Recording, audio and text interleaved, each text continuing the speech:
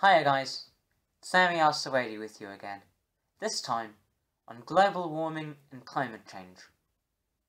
There's some convincing arguments on both sides regarding whether it is happening, the extent to which it's happening, and whether it is significant.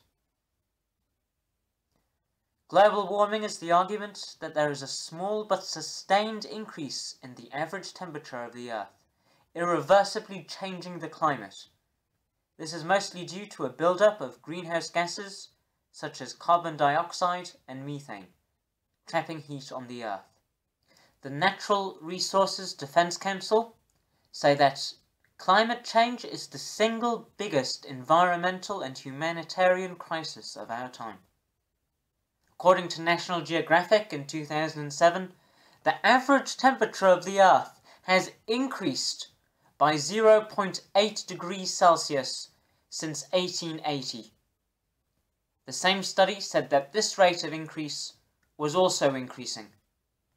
The United Nations Intergovernmental Panel on Climate Change, or the IPCC, reported that 11 of the 12 years to 2007 were some of the warmest since 1850. Some of the main drivers of this effect are increasing deforestation and combustion of fossil fuels. At least 4,500 acres of trees fall per hour, totaling 18 million acres per annum, and the Earth has lost 80% of its original forest since records began. The main driver of deforestation, at 78%, is land for agriculture and farming to provide food for a growing global population. Combustion of fossil fuels is mainly driven by use of electricity, which contributed 38% to total US carbon dioxide emissions in 2012 and 31% of total greenhouse gases. More energy consumption to fuel our ever-growing needs in developed society has meant that carbon emissions in the US increased by 5% from 1990 to 2012. The impact of global warming affects a number of things in different ways, including farming and food patterns, wildlife populations, and water. Food production and distribution contributes to greenhouse gases, in the UK 18% and in the US 20%. One study by the IPCC shows that there is up to a 5% reduction in the world's 6 main crops, including wheat and rice, for every 1 degree Celsius increase in temperature, and that by the end of the century, this increase will be between 3 and 11 degrees. Air pollution is responsible for 4 million deaths per annum, more than any disease. What is being done to tackle this issue? China, US, and EU are now spending $140 billion per annum on developing better renewable energy. The Montreal Protocol of 1989 has reduced carbon emissions by 135 billion tons, the largest reduction for a single measure. Brazilian forest preservation projects have contributed a reduction of 3.2 billion tons of emissions since 2005. Other measures include manufacturing better vehicles and appliances and changing building codes.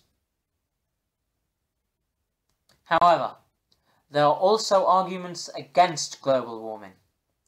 In November of 2008, NASA were found to be fiddling the data of the temperature for the IPCC in September and October to make it appear like there was an upward trend.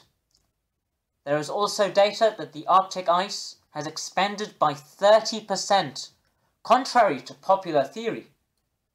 The UN IPCC have also been found to be funding or pressuring scientists to only show data that confers to global warming, even changing some of the original figures. If global warming is a real phenomenon, whatever actions the US and EU take might have little impact. China, the world's most populous country, produces more carbon dioxide than the US and EU combined, 45% more than the global average. Extrapolated data shows that India's emissions could also surpass the EU's. Developing regions such as China, India, and even Africa will have the most significant impact on emissions as their energy needs swell.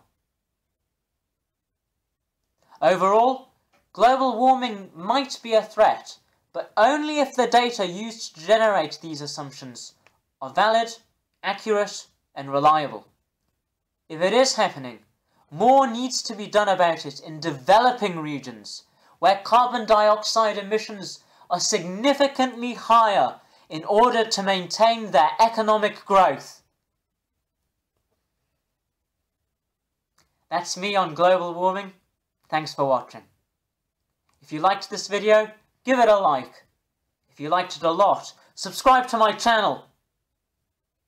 If you have any comments or suggestions, including topics that you'd like to see from me in the future, pop them in the comment section below.